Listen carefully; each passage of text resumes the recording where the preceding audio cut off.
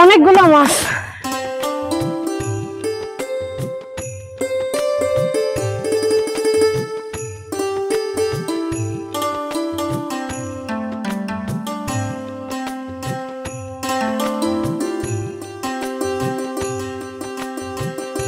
বড় মাছ হচ্ছে, একটা বড় মাছ।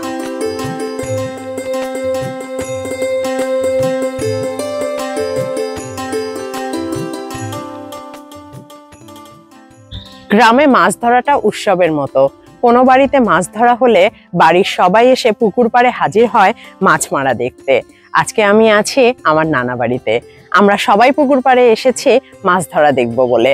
আজকে আমার মামা এবং ছোট নানা মাছ ধরবে এবং সেই দৃশ্যগুলোই আজকে আমি আপনাদের সামনে তুলে ধরবো। ছোট নানা ও মামা প্রস্তুতি নিচ্ছে মাছ ধরার। মামার হাতে যে জালটি দেখতে পাচ্ছেন, গাইবান্ধার আঞ্চলিক ভাষায় এটিকে বলা হয় তৌরা জাল। কোনো কোনো এলাকায় এটি পাঁক জাল বা খ্যাপ জাল নামেও পরিচিত।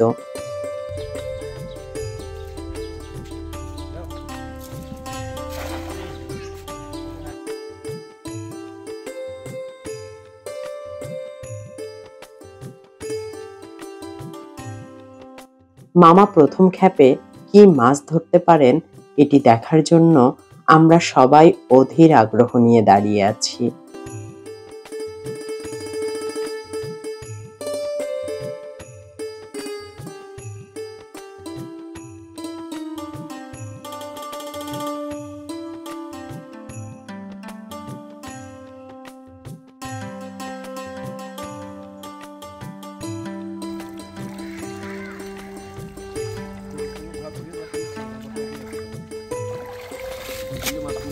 কিন্তু মামা একটি পুঁটি মাছ ছাড়া কিছুই ধরতে পারলেন না।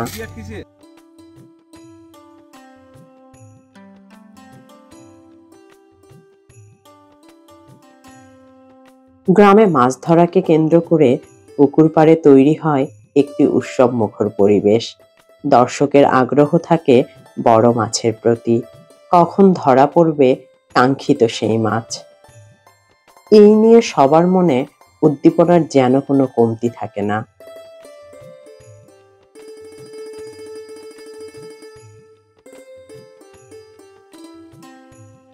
মামা যখন বারবার বড় মাছ ধরতে ব্যর্থ হচ্ছিলেন, তখন ছোট নানা হাত দিয়েই ধরে ফেলেছেন বেশ কিছু মাছ।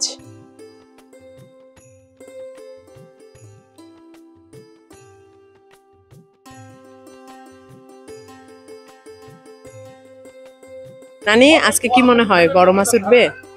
উঠবে বোধ হয়, উঠবে। হ্যাঁ, বল মাছ নাকি একটা আছে, ওটা এখন উঠে কিনা তা তো বলা যায় না। বল মাছটা উঠলে তো ভালো, হ্যাঁ তাই না? হ্যাঁ। সকলের প্রতীক্ষার অবসান ঘটিয়ে ছোট নানা ধরে ফেললেন বিশাল একটি কাতলা মাছ।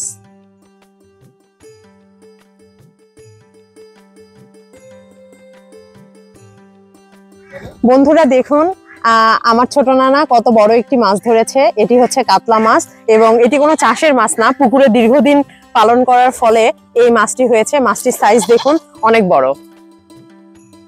পরিবারের সবাই মিলে এভাবে মাছ ধরার মজাই অন্যরকম। আর এই স্মৃতিগুলো হৃদয় দৃশ্যপটে থেকে যায় দীর্ঘদিন। এতক্ষণ নানা এবং মামা পাক জাল দিয়ে মাছ ধরেছে। এখন তারা আরেক ধরনের জাল দিয়ে মাছ ধরার প্রস্তুতি নিচ্ছে। এটি হচ্ছে ফাঁস জাল। এখন এই ফাঁস জাল দিয়ে মাছ ধরা হবে। এখন আমরা জালটিকে গুছিয়ে নিচ্ছি মাছ ধরার জন্য। এই জাল দিয়ে খুব অল্প সময়ে ধরা যায় অনেক মাছ।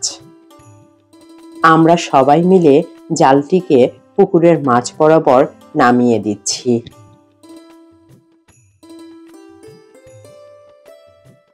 5 থেকে 10 মিনিট রাখার পরেই তোলা হবে জালটি। আশা করা যাচ্ছে জালটিতে অনেক মাছ একসাথে ধরা পড়বে।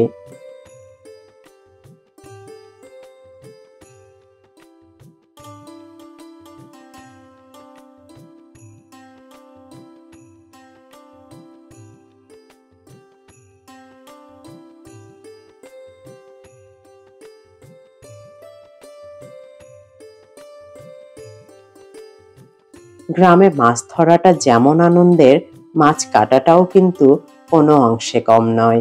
এই মাছগুলো এখন বাড়ির সব মেয়েরা একসাথে বসে কাটবে। খুনসুটি আড্ডায় জমে উঠবে মাছ কাটার সেই আসর। বন্ধুরা, পুকুর থেকে আমরা মাছগুলো মারার পরে বাড়িতে নিয়ে এসেছি। এগুলো উঠোনে ঢালা হয়েছে। এখন আমরা বাড়ির সবাই মিলে এই মাছগুলো কাটবো। মামা, আজকে তো অনেকগুলো মাছ পাইলেন, কেমন লাগলো মাছ ধরতে? আলহামদুলিল্লাহ, অনেক মাছ পেয়েছি।